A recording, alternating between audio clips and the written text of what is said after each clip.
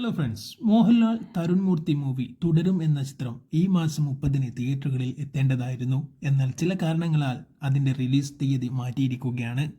പലവിധ ചർച്ചകൾ സോഷ്യൽ മീഡിയയിൽ കൊടുമ്പിരി കൊള്ളുമ്പോൾ യാഥാർത്ഥ്യം വെളിപ്പെടുത്തിയിരിക്കുകയാണ് സംവിധായകൻ തന്നെ. നമുക്ക് അദ്ദേഹത്തിൻ്റെ വാക്കുകൾ കേൾക്കാം. അതിനു മുന്നേ ചാനൽ ആദ്യമായി കാണുന്നവരാണ് നിങ്ങളെങ്കിൽ ചാനൽ സപ്പോർട്ട് ചെയ്യാൻ മറക്കരുത്. ഇപ്പോൾ തന്നെ സബ്സ്ക്രൈബ് ബട്ടൺ അമർത്താനും വീഡിയോ മുഴുവനും കണ്ട് നിങ്ങളുടെ അഭിപ്രായം കമൻറ്റ് ബോക്സിൽ രേഖപ്പെടുത്താനും മറക്കരുത്. ജാനുവരി 30-ന് ഈ സിനിമ ഇറങ്ങണം എന്നുള്ളത് ഏറ്റവും കൂടുതൽ ആഗ്രഹിക്കുന്നത് ഞാനല്ലേ. എന്നെ സംബന്ധിച്ച് എൻ്റെ കരിയറിലെ ഏറ്റവും ഇമ്പോർട്ടൻ്റ് ആയിട്ടൊരു സിനിമ കറക്റ്റ് സമയത്ത് കറക്റ്റ് രീതിയിൽ ഇറങ്ങുക, അത് ശ്രദ്ധിക്കപ്പെടുക, അത് ആഘോഷിക്കപ്പെടുക എന്നുള്ളതൊക്കെ ഞാൻ കാണുന്ന ഡ്രീമാണ്. അപ്പം 30-ന് ഇറങ്ങാത്തതിൽ ഏറ്റവും നിരാശ ഉള്ള മനുഷ്യരിൽ ഏറ്റവും മുൻപന്തിയിൽ നിൽക്കുന്ന ആളും ഞാനാണ്. 30-ന് ഇറങ്ങാത്തതിൻ്റെ കാരണങ്ങൾ വേറൊന്നുമല്ല. ഇപ്പം നിലവിൽ കുറച്ച് ബിസിനസ് സിനാരിയോസ് മൊത്തം മലയാള സിനിമയ്ക്ക് നിൽക്കുന്നുണ്ട്. അതിൻ്റെയൊക്കെ ഭാഗമായിട്ട് ഉള്ളൊരു അതിപ്പോൾ എത്രത്തോളം ഒരു കോമൺ ഓഡിയൻസിന് മനസ്സിലാവുമെന്നറിയില്ല. OTT സംബന്ധമായിട്ടുള്ള കാര്യങ്ങളിലൊക്കെ കൺഫ്യൂഷൻസും ഡിസ്കഷൻസും ഒക്കെ എല്ലാ മലയാള സിനിമകൾക്കും നടക്കുന്നുണ്ട്. അതുപോലെ തന്നെ നമ്മുടെ സിനിമയ്ക്കും നടക്കുന്നുണ്ട്. പക്ഷെ അതെല്ലാം വളരെ പോസിറ്റീവ് നോട്ടിൽ തന്നെയാണ് നിൽക്കുന്നത്.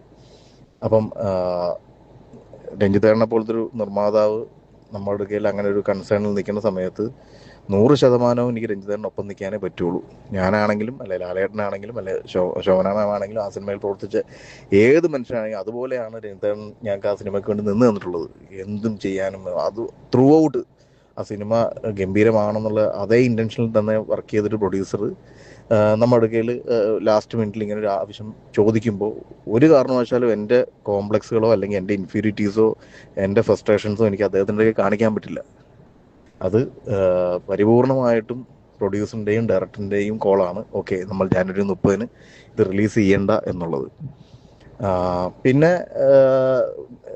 ജാനുവരി 30 റിലീസ് ചെയ്യപ്പെടുക എന്നുള്ളതൊക്കെ ഈ പറയുന്ന പോലെ ഒരു നവംബർ ലാസ്റ്റൊക്കെ ആയപ്പോൾ ആശീർവാദിൻ്റെ ഒരു അപ്ഡേഷനിൽ വന്ന അല്ലെങ്കിൽ അവർ അപ്ഡേറ്റ് ചെയ്ത ഒരു പോസ്റ്ററിൽ വന്ന 30-നപ്പുറത്തേക്ക് നമുക്ക് ഇങ്ങനൊരു ക്രിട്ടിക്കൽ സിറ്റുവേഷനാണ് ഇൻഡസ്ട്രി പോയിക്കൊണ്ടിരിക്കുന്നത് തോന്നിയപ്പോൾ മുതൽ നമ്മൾ 30 എന്നുള്ള ഡേറ്റ് ആരോടും പറഞ്ഞിട്ടില്ല.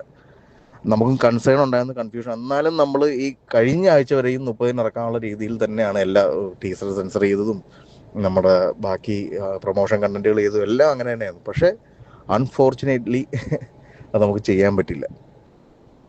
പിന്നെ കാര്യകാരണങ്ങളും സത്യാവസ്ഥ അറിയുകയും അതിൻ്റെ അടിയിൽ വന്ന് പിന്നെ എൻ്റെ ഫേസ്ബുക്കിൻ്റെ അടിയിൽ വന്ന് എൻ്റെ കമൻറ്റിൻ്റെ അടിയിൽ വന്ന് വളരെ മോശമായ രീതിയിൽ ആരെങ്കിലുമൊക്കെ കമൻറ്റുകൾ അടിച്ചിട്ടുണ്ടെങ്കിൽ അത് നമ്മൾ ഒരു ദിവസം രാവിലെ തുടങ്ങുമ്പോഴോ അല്ലെങ്കിൽ നമ്മുടെ ഫാമിലിക്കോ അല്ലെങ്കിൽ നമ്മുടെ കുടുംബത്തിനോ ഒക്കെ വേദന ഉണ്ടാക്കുന്ന രീതിയിൽ വാക്കുകൾ യൂസ് ചെയ്തിട്ടുണ്ടെങ്കിൽ ഞാനത് ബ്ലോക്ക് ചെയ്ത് കളയാറുണ്ട്.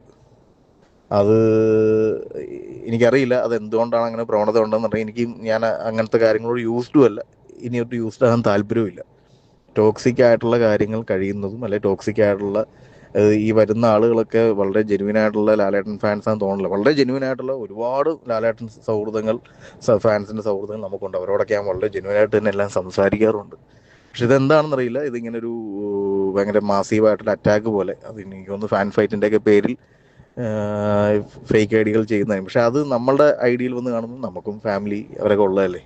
അവരൊന്നും ചിലപ്പോൾ ഇതൊന്നും അവർക്ക് ഉൾക്കൊള്ളാൻ പറ്റുന്നതായിരിക്കില്ല. നമ്മൾ ഈ ഇൻഡസ്ട്രിയിൽ സിനിമയിലേക്ക് വന്നതൊക്കെ ഭയങ്കര ഫ്രം ദ ഗ്രൗണ്ടിൽ നിന്ന് വന്നതാണ്, ആരുടെയും സപ്പോർട്ടോടുകൂടി വന്നല്ലോ. അപ്പോൾ അതൊക്കെ ചിലപ്പം എൻ്റെ അമ്മയ്ക്കോ എൻ്റെ അച്ഛനോ അല്ല എൻ്റെ വൈഫിനോ എൻ്റെ മക്കൾക്കോ ഒക്കെ അത് ഫീൽ ആകുന്ന പല വാക്കുകളും യൂസ് ചെയ്യണം കണ്ടപ്പോൾ ഞാൻ ബ്ലോക്ക് ചെയ്ത് കളഞ്ഞിട്ടുണ്ട്.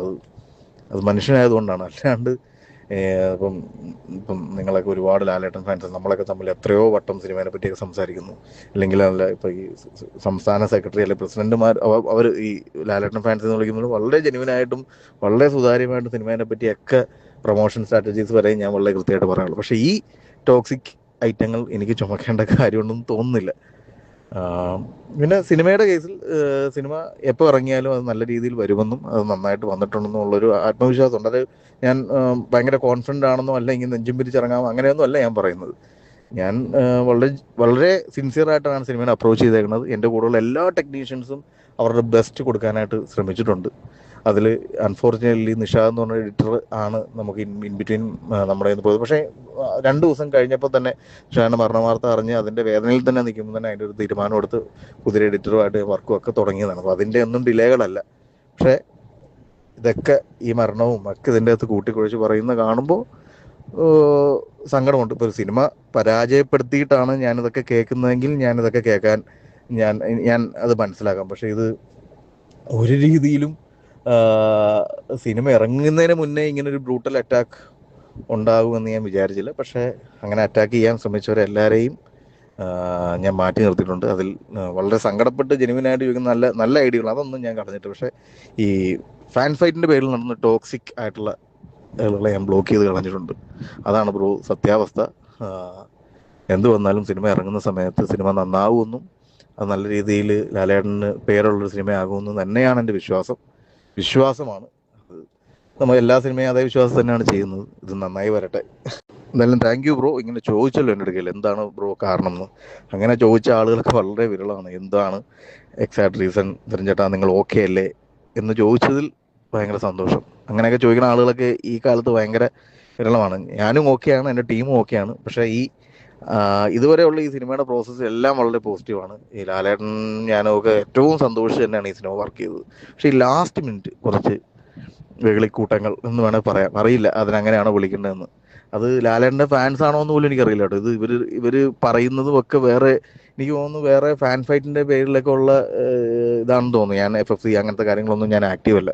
പക്ഷേ എനിക്ക് കാണുമ്പോൾ അവിടെ നിന്നൊക്കെ ഒരു വെകളിക്കൂട്ടം വന്ന് ചെയ്യുന്ന പോലെയാണ് തോന്നുന്നത്. അപ്പം ഒരുപക്ഷെ ഇത് സിനിമ ഇറങ്ങുമ്പോൾ പ്ലാൻ ചെയ്ത് വെച്ചിരുന്ന അറ്റാക്ക് ആയിരിക്കാം. അല്ലെങ്കിൽ എന്തായാലും ഇതൊക്കെ നമ്മൾ ഒരു ലാലേട്ടൻ സിനിമ ചെയ്യുമ്പോൾ ഇതൊക്കെ ഫേസ് ചെയ്യണമായിരിക്കും. ഞാൻ ഫേസ് ചെയ്യാൻ തയ്യാറാണ്. അതൊന്നും എനിക്ക് പ്രശ്നമുള്ള കാര്യങ്ങളല്ല. പക്ഷേ അറിയില്ല എന്താണ് ഇങ്ങനൊരു അറ്റാക്ക് എന്ന്. എനിവേ ബ്ലോക്ക് ചെയ്തു എന്നുള്ളത് തെറ്റാണോ ശരിയാണോ എന്നറിയില്ല. പക്ഷേ എനിക്ക് അങ്ങനെ ഒരു നെഗറ്റീവ് കാണാൻ ആഗ്രഹിക്കുന്നില്ല ഞാൻ ഒരു രീതിയിലും. കാരണം ഞാൻ അതിന് മാത്രം ഒരു വലിയ അപരാധം ചെയ്തു എന്ന് എനിക്ക് തോന്നുന്നില്ല.